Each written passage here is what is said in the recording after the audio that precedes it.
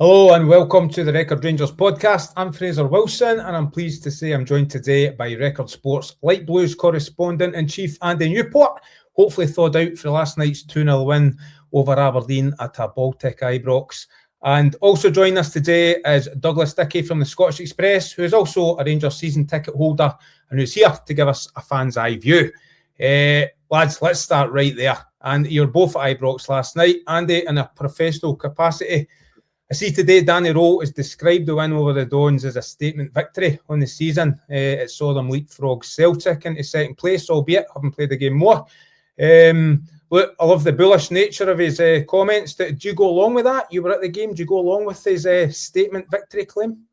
I certainly think it's another big win, and I think it's another response to the critics who would maybe question this team about whether it's get the consistency, whether it can back up performances one after another, whether or not it can string these results together. I think as much as that's been the complaint of this Rangers team this season, last season, for the last couple of years, really, that they can raise themselves for one game, one-off occasions, but can they do it back to back? So the fact that it's now 4 wins in a row, is the first time 13 months that they've won 4 games in a row, so that tells you that there is a wee bit of momentum building.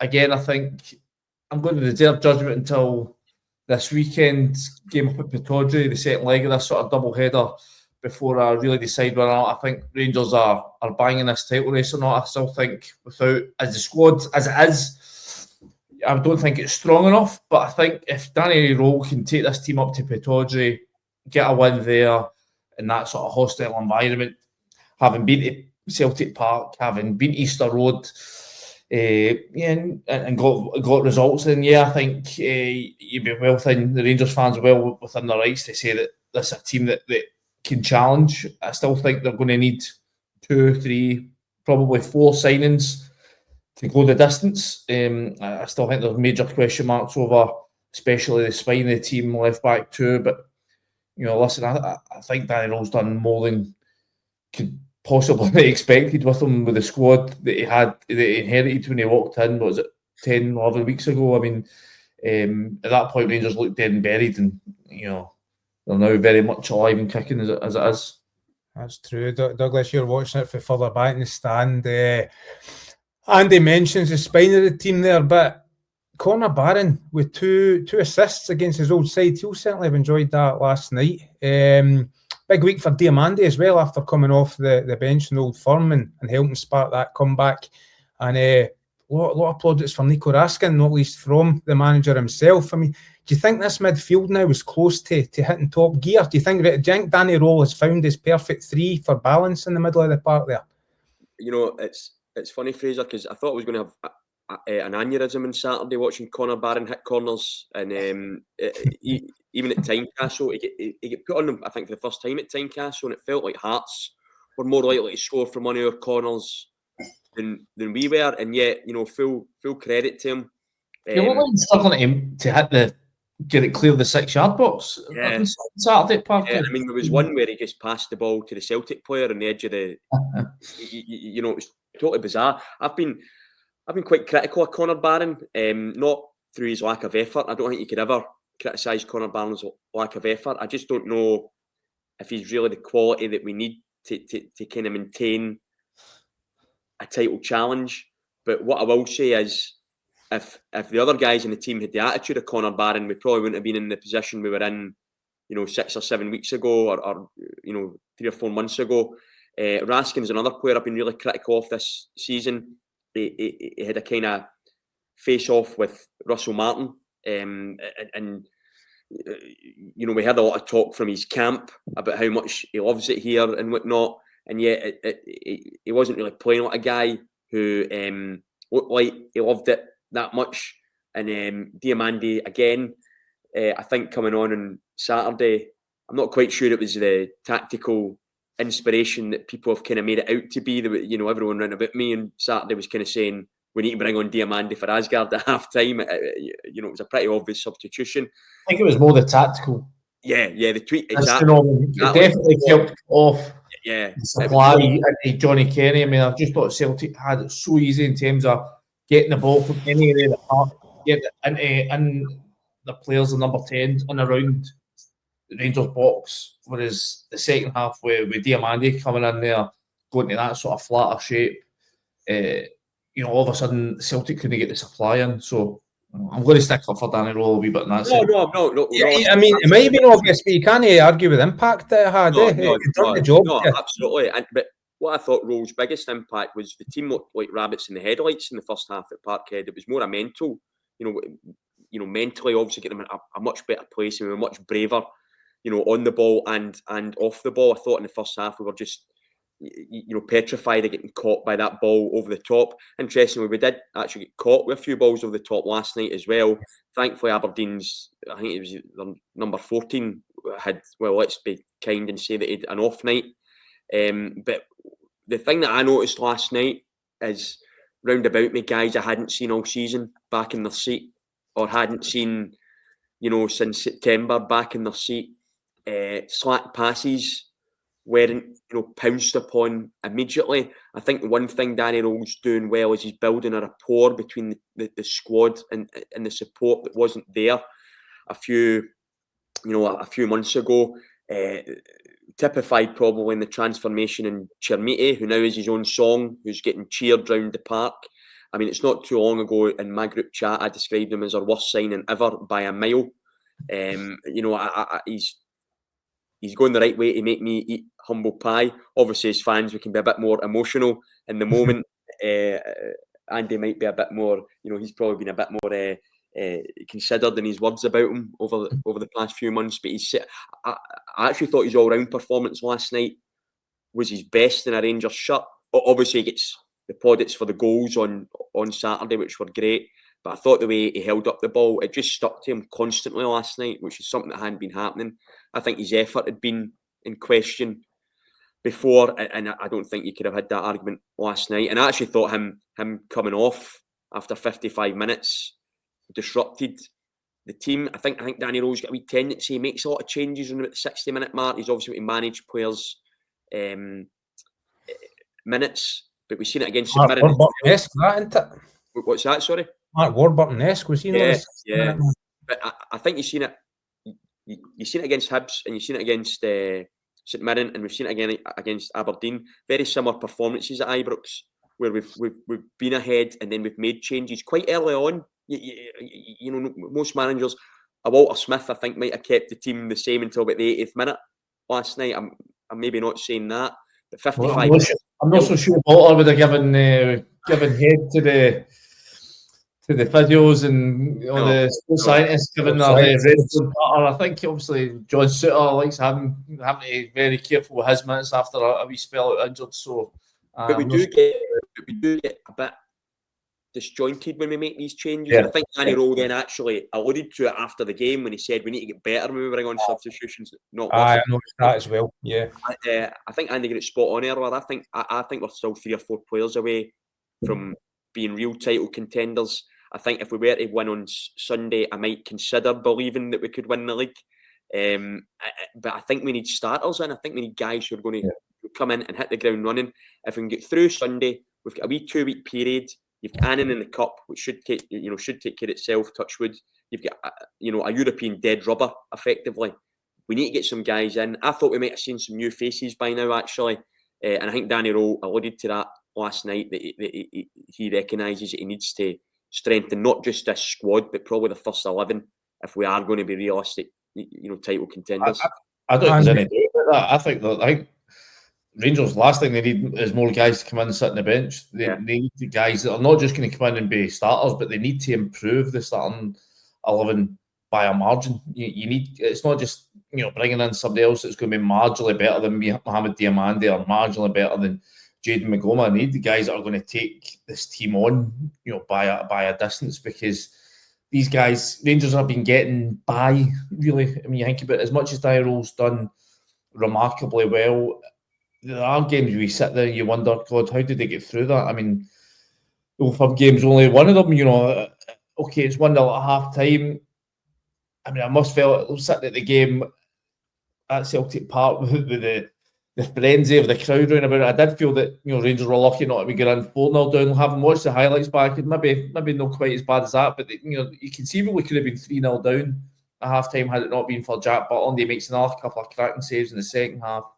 I'm not going to say what one of my newspaper colleagues said last night about Rangers potentially being 4-2 down. I'm not sure I quite agree with that, but certainly against Motherwell, against St Mirren, they relied on the goalkeeper again to big them out. I think Jack Butland, he's had his critics, especially last season. He got criticism for the performance at Tynecastle when he let that Lawrence Shanklin go through him, but I think that the way he's responded, he's been magnificent, and he's really helped Rangers dig themselves out. But that's what I'm saying. I think there's been times where Rangers have just done just enough to get by. I think if they're really going to be properly serious about going the distance, going to the tough venues, going back to Celtic Park, going back to Tynecastle, winning those kind of games, these guys aren't going to take them on. I think as well, we're in forward areas, we're currently very heavily reliant on set pieces. Now, the new set piece guy is absolutely, been a revelation. It's just, the transformation is unbelievable. Helps when you've got a 6'5" centre back, though, doesn't it? It does. Who certainly knows where the net is. I think he's a joint top league scorer this season, but I think 50% of our last 8 goals have been either direct from set pieces or second phase. That's not sustainable. We need to start creating chances from open play. And one of the reasons we're reliant on Butland is I don't think he's having to make an inordinate amount of saves per game, but because we're only scoring 1 or 2 goals, we're having that's anxiety, doesn't it? You still even last night, you still felt definitely that. Aberdeen had a couple of chances later on. If they get one of them back, again that raises the tension. You felt that against St Mirren. Obviously, Butler makes a penalty save, but then I forget who it was. Was it Mandron that scored the goal?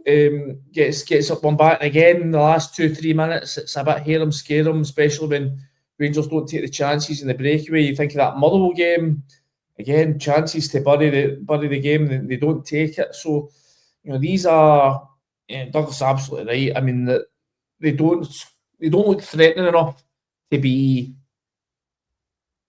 comfortable in games. There's never that, right, it's 20 minutes to go, the game's done, then you make your subs and you can take your foot off the gas a wee bit. They're having to really go all the way to the 90 minutes a lot of the times, and that's not good in terms of how you manage players' minutes. It's not really good for the fans' anxiety levels, and as I say, it doesn't really give the full commanding picture of a team that's championship material. I think, as I say, that's why they need 2 or 3 guys and maybe 4 in, just to sort of submit the fact that this is going to be a team that can go all the way.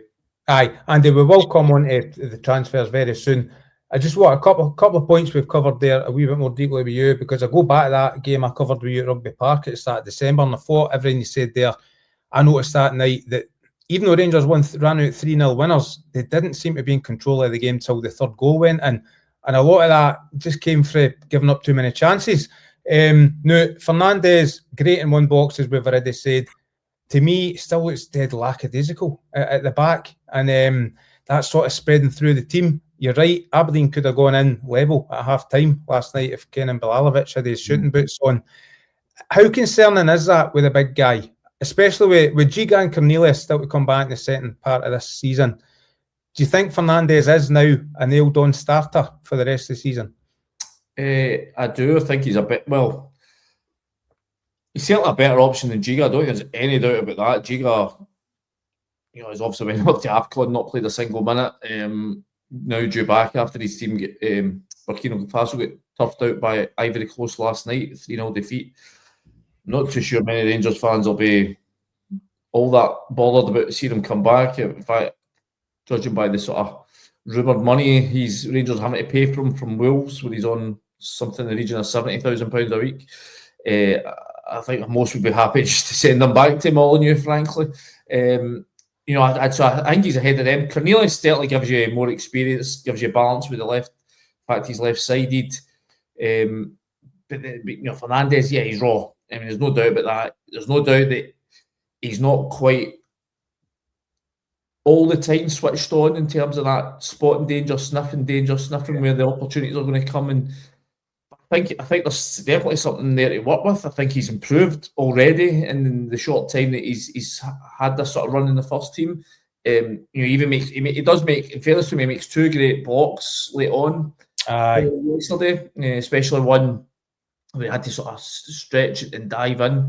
I can't remember which Aberdeen player it was, but so it's a great, I had another one that sort of struck him in the body. For me, I think you would want to see him just not being forced into those sort of last-ditch tackles, blocks, throwing himself into things. If he can just be a wee bit more switched on and maybe cut things out before they develop into those, sort of scramble defence moments, then I think you'll see him develop into a proper player. But there's so much to be. He's got the raw tools. I mean, you talk about the height, the physicality, the speed of him. The fact he is actually, for a big lad, he's actually not bad on the ball. You just want to switch him on mentally, just increase that focus level, increase that awareness of danger about him. Then I think Rangers got a proper prospect in their hands here. I think he can be the sort of the big figure that Rangers thought they were getting when they signed him from Peterborough. But it's a mental thing more than anything else. He's got the talent, he's got the footballing ability, he's got the defensive ability, he can certainly attack a ball in there. He just has to, take things up a notch or two in that focus aspect, and then I think he can be the player that Rangers would certainly hope he becomes. Let's drill into the signings now then. That's what folk want to talk about now. I think Danny Rohl said, well, Rangers will be active this month. Danny Rohl was uncommittal as to whether anyone will come in this week. One off the back of what he just said, as a centre half, one of the priorities. We know former Hearts left back James Penrice is on a list, who for me would be a cracking signing and probably an area of weakness, but it seems to be getting decent game time at AEK Athens. And then we have the boy Tochi Chukwuani from Sturm Graz, who played against both sides of the Old Firm in Europa League, actually got sent off at Celtic Park.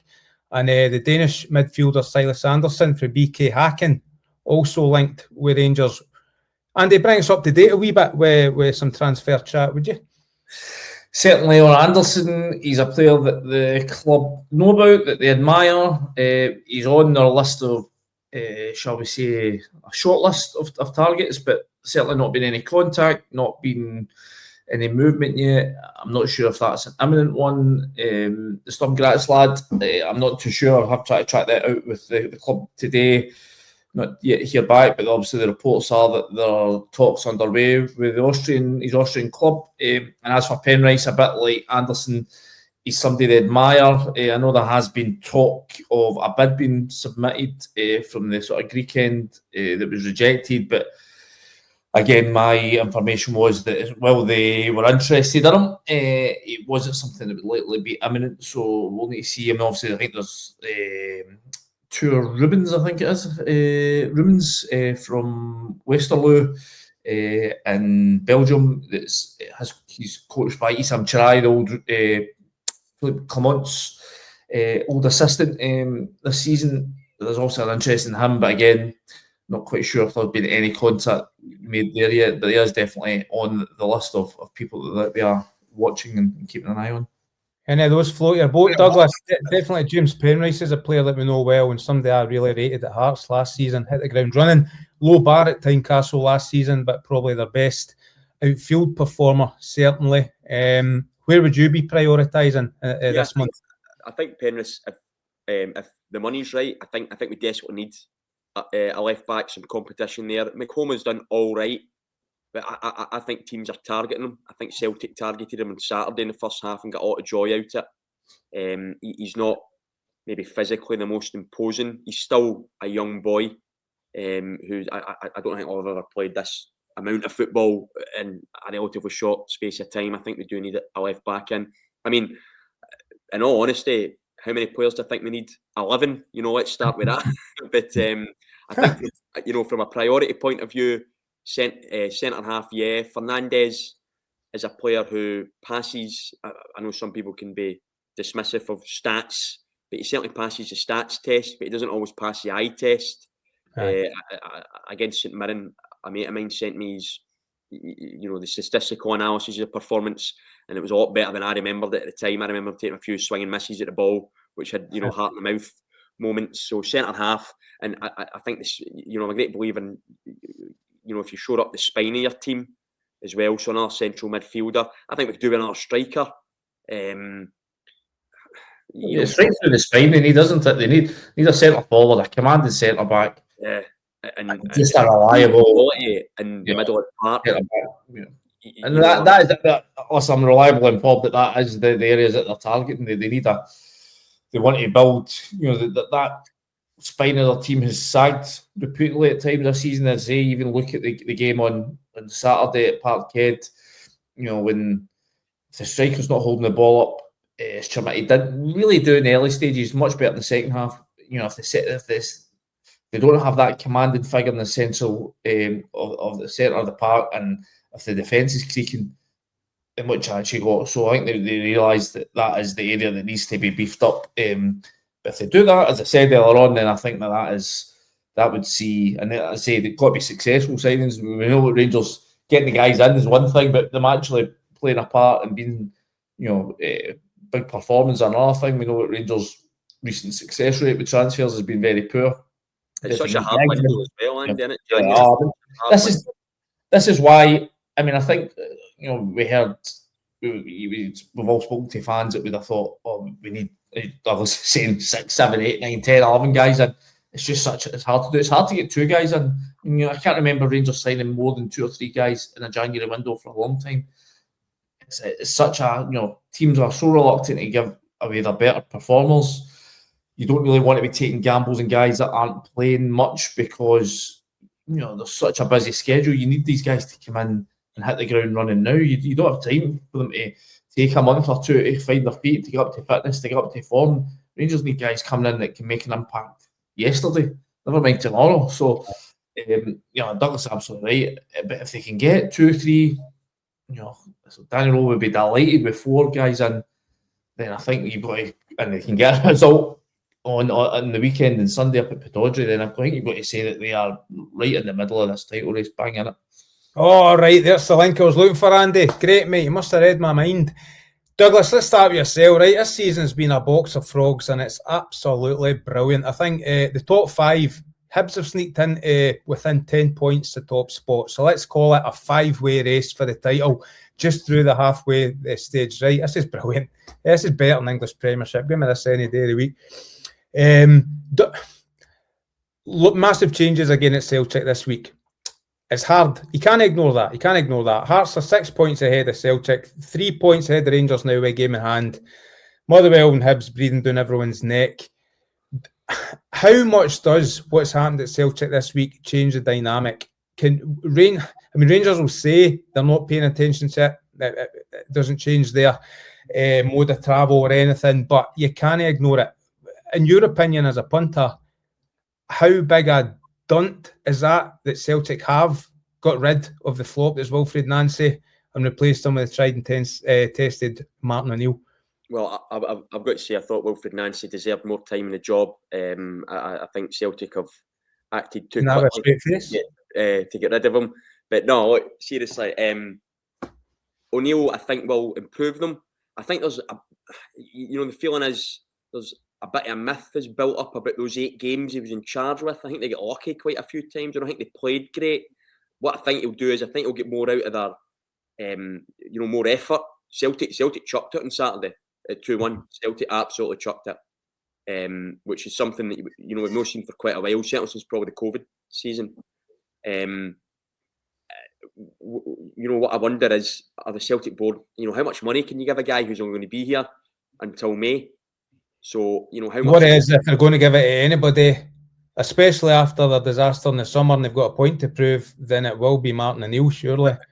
But again, they're going to face the same challenges we're facing. It's a January window. It's very different. It's very difficult. I still feel, to be honest, even under Nancy, even on Saturday evening, I still feel Celtic are the favourites for the title. I still think if you finish above Celtic, you'll win the title. I don't mean any disrespect to Hearts, because it could very well be Hearts that finish above Celtic and win the title.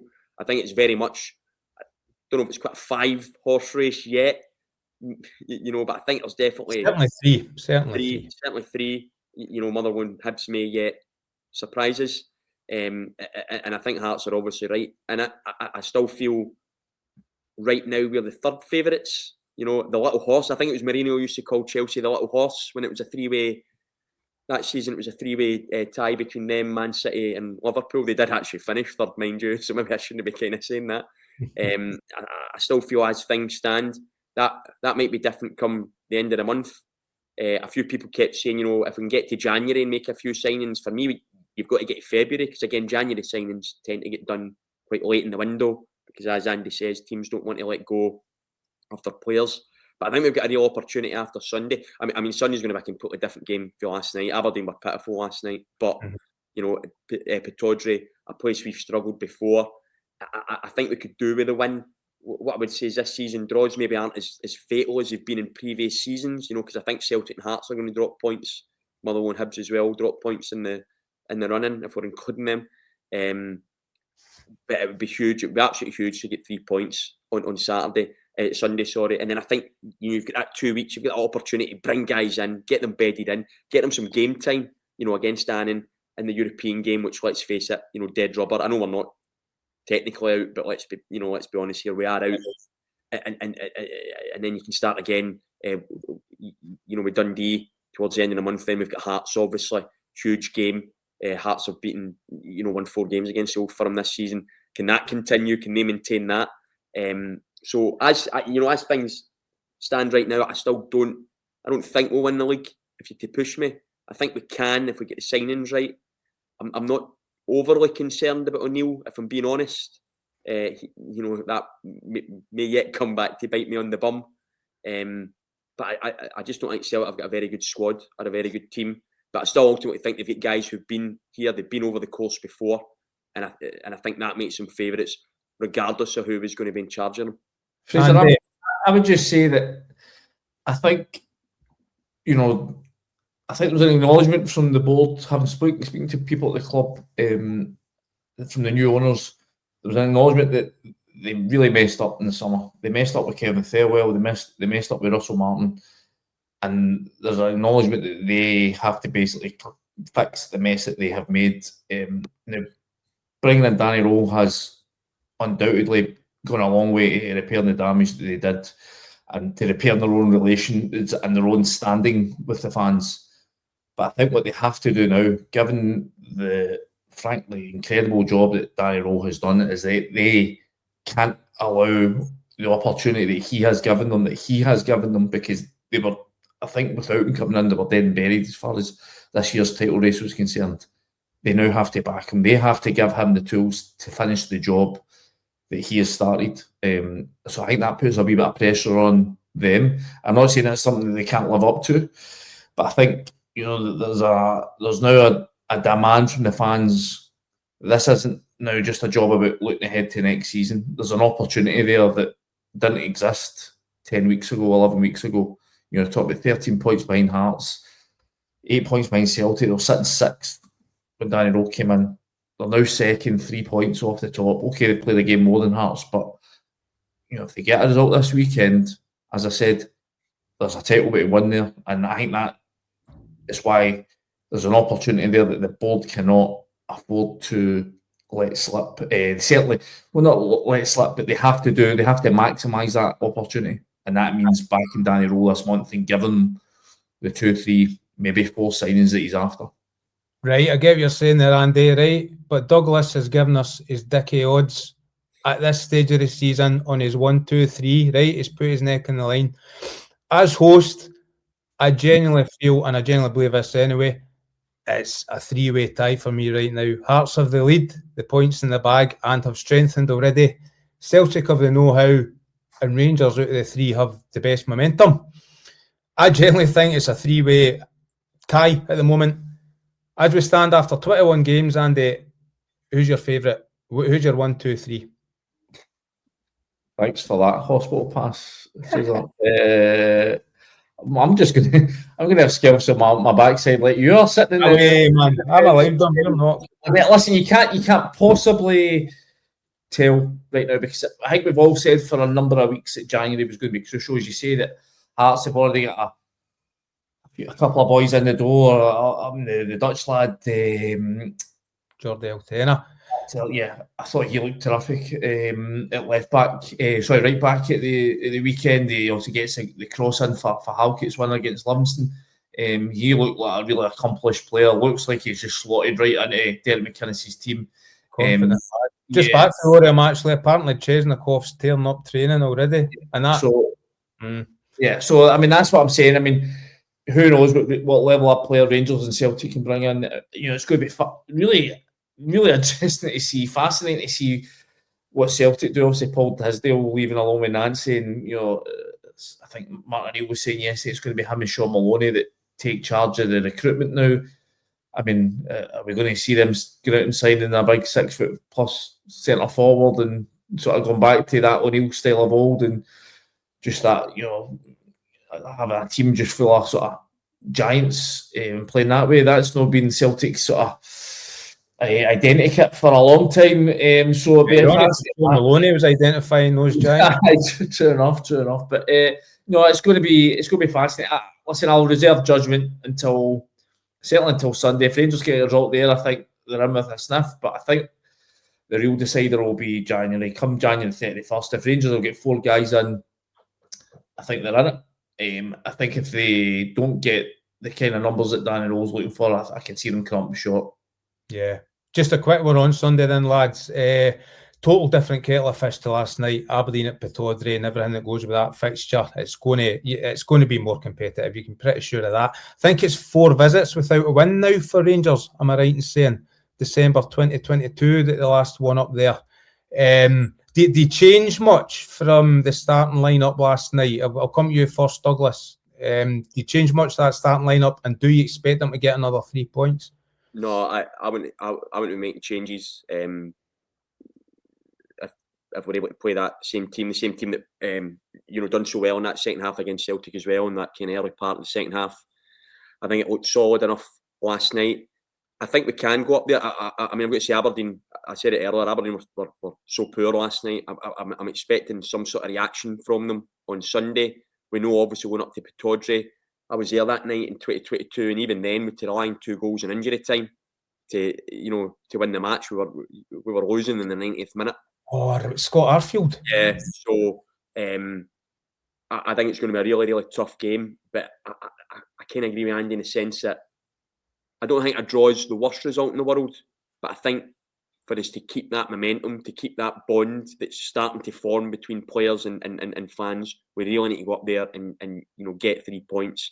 And if we can go up there and eke out a 1-0, I think it'd be an absolutely fantastic job. And then you might need to come back to me next week, and my 1-2-3 might well have changed. I might have had the unstoppable Rangers juggernaut rolls on. So listen, I'm always going to predict Rangers. I'm always going to back my team. So I'll go 1-0 to Rangers.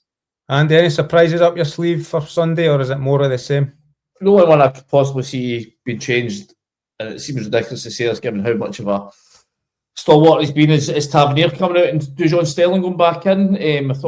I think Rangers still give away too many opportunities. I think Douglas is right. Rangers are going to have to outscore the opposition. I think that's how they're going to have to win games right now. And given the amount of as much as they've had a lot of clean sheets, I think 6 and 12 under Danny Rohl, or 7 now. I think 7 last night. Yeah, I still think they give away too many chances. So I'd like to see.